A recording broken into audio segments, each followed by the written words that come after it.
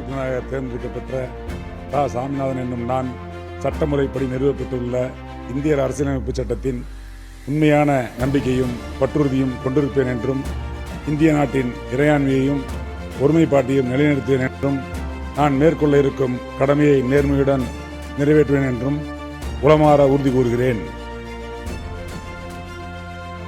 மாண்புமிகு திருமதி க. சிந்து, குடியாத்தம் தனி.